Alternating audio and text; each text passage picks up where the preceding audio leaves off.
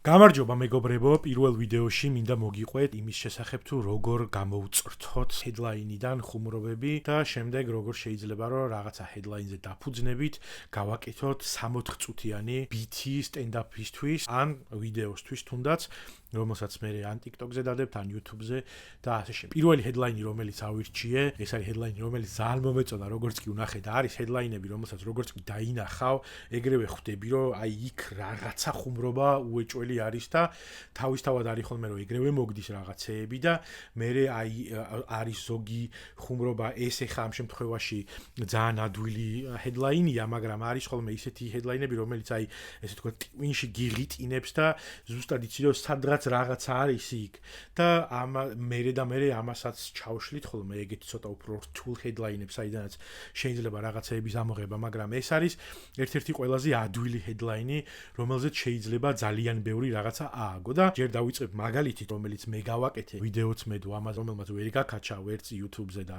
ვერც TikTok-ზე, მაგრამ მე ძალიან მომწონს ეს ხუმრობა და ხუმრობა ჟღერს ასე. თბილისის ზოოპარკმა ბუნებაში გაუშვა 7 კეთილშობილი ირემი, ხოლო ერთი დედამოწყნული რომელიც ყავდა იმას ბიძინა წაიყვანს. ეხა ეს ხუმრობა ძალიან თვალსაჩინო არის რა, ასე თქვა ეგრეთ წოდებული obvious, აი ეგრევე რომ დევს და რომ უნდა აიღო და თან ცოტა დაუსრულებელი არის რეალურად, იმიტომ რომ აქ მაგალითად მთავარი ინსპირაცია რეალურად რაც არის, ის არის რომ ჩვენ ვიცით რომ ბიძინა ივანიშვილს ყავს ზოოპარკი თავისი და გარდა ამისა აი ეს headline-ი ვიდრე დაიდებოდა 1 ან 2 კვირით ადრე ყაველაშვილი გამოვიდა და თქვა რომ ხალხმა ვარიცისო მეო როგორი ღრმა პიროვნება ვარო პერიფრას ვაკეთებ რა თქმა უნდა და რა თქმა უნდა ეგონებათო რომ ბიძინას ცხენი ვარო, ანუ ის რასაც ხალხი მასზე ამბობდა რომ ბიძინამ აიღო და თავისი ზებრასავით დასვა თანამდებობაზე, ამას ვალიდაცია თავისი პირით მისცა ყაველაშვილმა და შესაბამისად აი ეს კონტექსტი, ზოგადად პოლიტიკური კონტექსტი, ბიძინას კონტექსტი და ცხოველების კონტექსტი აი ამ headlines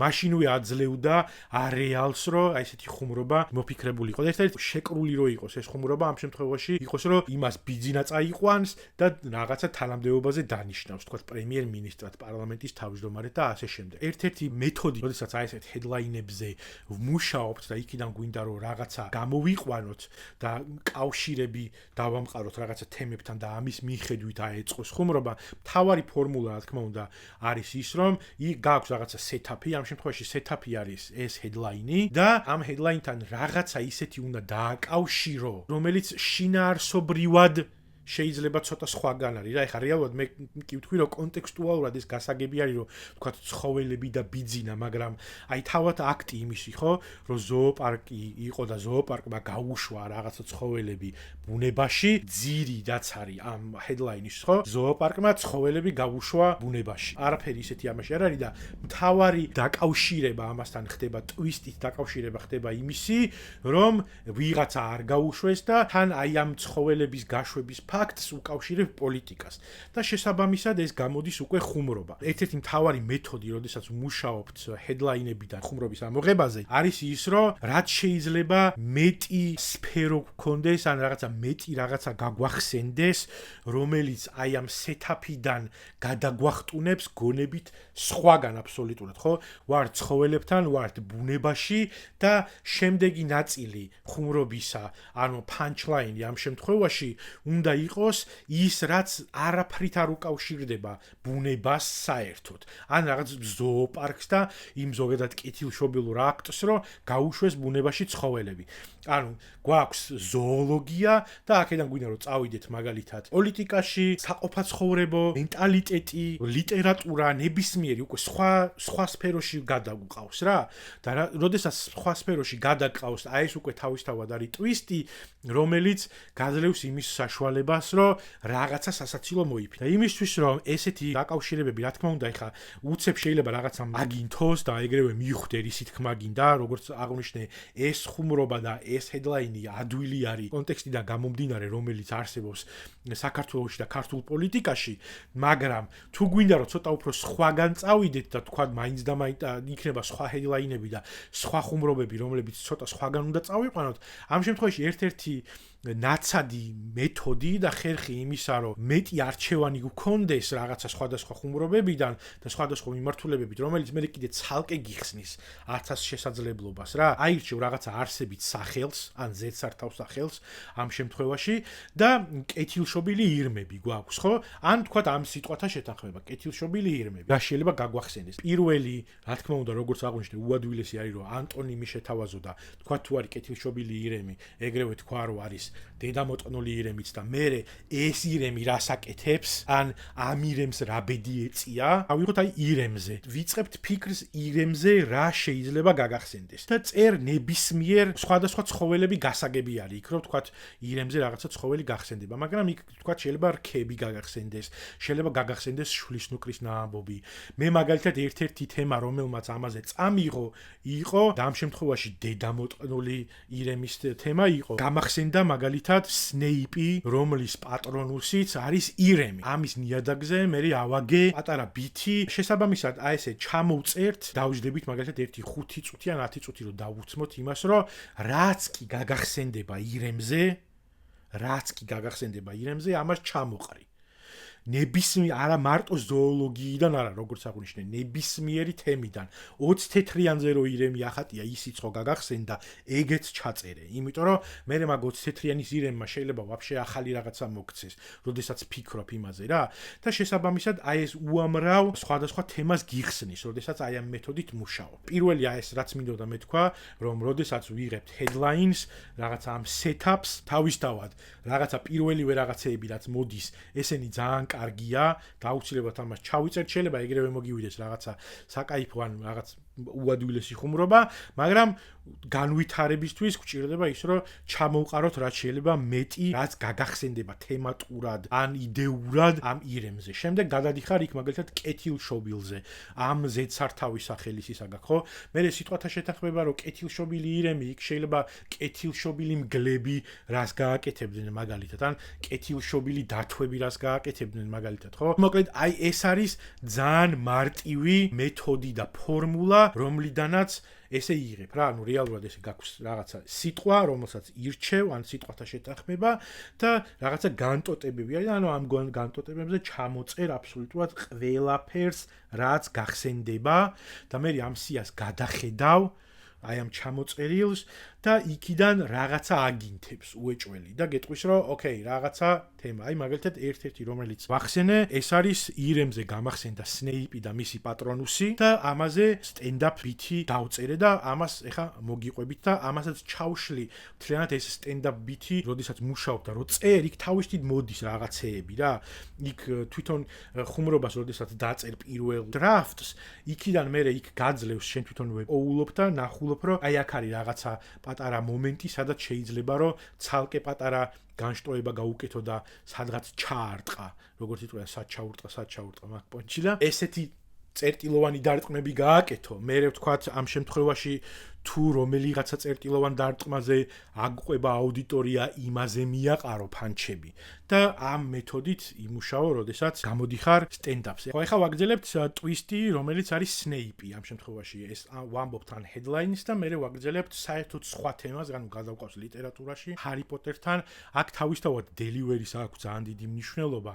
მე ხა თავს არ გავიგიჟებ delivery-ით, უბრალოდ ფორმულის და შინაარსის ამბავში მოგიყვებით ამ ხუმრობას და მოკლედ ვიწყებთ ესე. გაიგებდით ალბათ, რომ და თბილისის ზოოპარკს ბუნებაში გაუშვია 7 კეთილშობილი ირემი. იქ ყოფილა ერთი დედამოწყნულიც. ეგის ირემია სნეიპს, რო უჩვენებია ლილისთვის თავისი პატრონუსი და ამ დროს პატარა პაუზას ვაკეთებთ და ველოდებით ვინმე თუ გაიცინა 1-2 წამი, თუ არავინ გაიცინა, ეგრევე ვაგრძელებთ და თუ გაიცინა ვიღაცამ 1 ან 2 სიცილი არის ამ შემთხვევაში, კიდე 1 წამი, ყოველ სიცილზე 1 წამს ველოდებით რა, იმიტომ რომ შეიძლება ვიღაცამ წამოიყოლოს და სანამ ვიღაცა დააკავშირებს ამ ირემს და პატრონუს ერთმანეთთან, რაღაცა რამდენიმე წამი დაჭირდეს, მაგრამ თუ თქვათ 2-3 წამში თუ არავინ გაიცინა, მერე მივდივართ. აქ ამ შემთხვევაში უკვე შეგვიძლია თავისი სხვა განტოტება მივცეთ ამას. ირადი მაგალითი, როდესაც არის ხოლმე ხუმრობაში, ამას უფრო მეტად მოყვება სიცილი და შესაბამისად არის რომ ვიტყვით იმას, რომ ეს ის ირემი ყოფილა სნეიპმა, რომ ლილის აჩვენა თავისი პატრონუსი. მე ვამბობთ ესეთ რამეს. ერთხელ იყო რომ მეც მაჩვენა ვიღაცამ თავისი პატრონუსი და უტყანი გამზრდელი. ან ერთხელ მეც მაჩვენა ვიღაცამ თავისი პატრონუსი და მაგის მერე იმას ეძახიან ბიჭი, რომელიც ვერ გადარჩა. ანუ აი ესეთ კავშირებს პოულობ და აი ეს წერტილი მერე გაძლევს იმას, რომ იქიდან რაღაცა პატარა ხუმრობები გააკეთო. მერე რამდენიმე ფანჩს მიაყარი, რომელიც შეიძლება ცოტა სხვაგან იყოს შენი ძირითადი ხუმრობიდან, მაგრამ რაც უფრო მეტად მისცემ პატარ-პატარა ფანჩებს იქვე, სანამ ეს ხალხი იცინის და სანამ მოგყვება ამ იმაში, ეს თავისთავად მერე უფრო ახურებს აუდიტორიას და თან რაღაცა ხასიათს ქმნის და უკვე შენ თვითონაც ხვდები, რომ ეს ხალხი ჩართული არის ამ ხუმრობაში, გისმენს ამ ხუმრობაზე, წამოყვა ამ ხუმრობაზე. თუ არ წამოყვა, ეგრევე აგრძელებს. ან მაგალითად შეგვიძლია, რომ მესამე ვარიანტი, ჩვენ ვიცით, რომ ლილი პოტერის და სნეიპის ურთიერთობა ეს იყო friend zone, ამიტომ ეს ვაფშე ახალ მიმართულებას გაძლევს და აქ შეგიძლია, რომ რაღაც საერთოდ friend zone-ზე გაუშვა 1-2 ფანჩი რა, რომელიც შეიძლება საერთოდ არ იყოს ირმებთან კავშირში, მაგრამ თუ რაღაცნაირად დააკავშირებ, ეგეც კაი პონტი იქნება, მაგრამ თუ არა და რაღაცა friend zoning-ის ამბავში 1-2 ფანჩი შეგიძლია მისცე, რომელიც ცალკე ხუმრობა არ იქნება, ზოგადად რაღაცა ისეთი ცხარტად მიცემ რამდენიმე ფანჩს რა, რომელსაც როდესაც მუშაობ და ერთი რჩევა რაც მინდა მოგცეთ ის, როდესაც განსაკუთრებით თუ სტენდაპზე მუშაობ, ხმამაღლა იმეორეთ ხუმრობა, რომელსაც დაწეთ. ერთი ხუმრობა, აი რომელიც შეიძლება არ იყოს დასრულებული და რომელიც დამუშავებაში იყოს, მაგრამ ხმამაღლა იმეორე, ერთი კარგია, როდესაც იცი შენი ხუმრობა და არ ბორძიკობ სცენაზე გამოსვლისას და მეორეც არის, როდესაც ამას იმეორებ, ეს გაძლევს შენ თავთან გალაგებინებს, რომ თქვა რაღაც ტაიმინგი როგორ აქვს, იქ სად შეიძლება მიმართულებაზე წაიყვანო და რო ლაპარაკობ და ამას რო მუდმივად იმეორებ, რაღაცა შენი ტვინი მერე გაძლევს რაღაცა სხვა ვარიანტებს და გაყრის აი ამ პატარ-პატარა ფანჩებს, რომელიც აუცილებლად უნდა ჩაიწეროთ თან. იმიტომ რომ შეიძლება რაღაც მომენტში არ გამოიყენო ეს, მაგრამ მერე თქვა ერთ სცენაზე გამოხვალ და თუ თქვა ამ მიმართულებამ არ იმუშავა, რომელიც ერთხელ წარმოადგინე, ის ფანჩები რაც გაქვს ჩაწერილი ამ ხუმრობაზე, მერე სხვა სცენაზე გამოსცადო და იქ იმუშაოს რა. ამიტომ ესეც ძალიან მნიშვნელოვანია. მთელი ეს სამუშაო პროცესი აი მირმებთან და პატარ-პატარა ფანჩებთან ეს არის მეთოდურად გასაკეთებელი, რაც ლაპარაკობ, იმეორებ, თუ რამე მოგივა, იწერ. შეიძლება ხუმრობა სასაცილო არ მოგივიდეს, მაგრამ რაღაც ახალი მიმართულება მოგცეს უცებ და ამას ჩაიწერო, რომ მე ამაზე იფიქრებ, ამაზე დაამუშავებ ამ ხუმრობას და ნახავ იქ სად წაგიყვანს რა. ტვისტს აკეთებ რაღაცა საოცარს ამ შემთხვევაში, რომ საიდან სად წაიღე საერთოდ ეს ხუმრობა. ზოგჯერ არის ხოლმე რომ რაღაცნაირად ჩახლართული თუ არის ხუმრობა, შეიძლება იმან ვერ მოგცეს შედეგი. ამას თვითონ დაინახავ მე რა და როგორც აღნიშნე, როდესაც ლაპარაკობ და იმეორებ და ამუშავებს შენ თავთან, ხო? რასაკ აი მიდიხარ ქუჩაში დაბოდიალობ, დასეირნობ, იმეორე, ბანაობ და იმის მაგივით რომ რაღაცა ოსკარების სამადლობელი ტექსტები თქვა ხოლმე შამპუნით ხელში, ეს ხუმრობა იმეორე, რომელზეც მუშაობ და იქ მოგცემს რაღაცას აუცილებლად რა. მარშრუტკაში ზიხარ და უყურებ, იმეორე ეს თემა. მუდმივად სუ რაღაცა და ყოველთვის გაძლევს თან გაჩვენებს სად რა გაქვს ზედმეტი რა უნდა ამოაგდო აქედან და ასე შემდეგ. მოკლედ აი ეს ხუმრობის დამუშავების ჩემი აზრით ერთ-ერთი მთავარი თემა არის ის, რომ რა თქმა უნდა პოულობ განშტოებებს სხვადასხვა იმაში და იმისთვის რომ ეს განშტოებები გარდა იმისა რომ რაღაცა სია გაქვს ჩამოწერილი, რომლითანაც იპოვო რაღაც მიმართულება, უკვე როდესაც პირველი დრაფტი მაინც აქვს დაწერილი ხუმრობის, იქ აუცილებელი არის რომ ეს მუდმივად იმეორე. ნუ ყოველ შემთხვევაში ჩემი სამუშაო პროცესი ეგეთია, რომ მუდმივად ვიმეორებ, ლაპარაკობ ამას, აქტინგ აუტს ვაკეთებ ამ ხუმრობის და ვცდილობ რომ რაც შეიძლება მეტად დავინახო, დავამუშაო. მე ძალიან კარგია თუ 1-2 მეგობარი ყავს მოგულებული, რომლებსაც ჩაუგდებ ესე ასე თუ ისე ოდნავ დამუშავებულ ხუმრობას და ისინი გეტყვიან რომ იცი რა არის, აი შენ გონებაში კი კარგად ჩანს ეს რომ ეს ერთმანეთს კარგად უკავშირდება ეს ორი თემა, მაგრამ აი ამას ვერ მივხვდი და რატო და უნდა გითხრას თქვა კითხე რომ აი რატო ვერ მივხვდი. შენ ეტყვი რომ აი ამას გულისხმობდი მაგალითად და ის გეტყვის რომ მაგას გულისხმობდი, ოკეი, მაგრამ ბაქამდე რომ მივიდე იქნება მანამდე ცოტა სხვა რაღაცა მითხრა და ასე შემდეგ და ნუ მოკლედ აი ამ ყველაფრით ეს არის მეთოდურად დამუშავებული ხუმრობა, რომელიც საბოლოო ჯამში მოგცემს რაღაცას. საიდან სად მიგაქვს ხუმრობა, მაგას ხანდახან აქვს ხოლმე ზოგჯერ ძალიან გადატვირთული არის ეგრე ტრაქში რომ იგაქვს ხუმრობა, მაგრამ ზოგჯერ კარგად მუშაობს. მე ამ ხუმრობამ წამიყვანა საათ თბილისის ზოოპარკ ბუნებაში გაუშვია 7 კეთილშობილი ირემი და 7-ვე გაქცეულა და ირაკლი დგებუაძისთვის მიუციათ ჩლიქების სახეში. ამ შემთხვევაშიც რაღაცა პოლიტიკა არის, მეორე რაღაცა მოიფიქრე ამ თემაზე, უბრალოდ დამავიწყდა. და აი ეს არის good point ამ შემთხვევაში, რომ იმისთვის რომ არ დაგვავიწყდეს რაღაცა ხუმრობები, პირველი რაც უნდა გავაკეთოთ, ყოველთვის გვახსოვდეს, რომ რაც არ უნდა მოგივიდეს თავში, როცა ხუმრობაზე ფიქრობ, ან რაღაცა headline-ი გაიგე, ან რაღაც observation-ი გააკეთე, ეგრევე ჩაიწერე.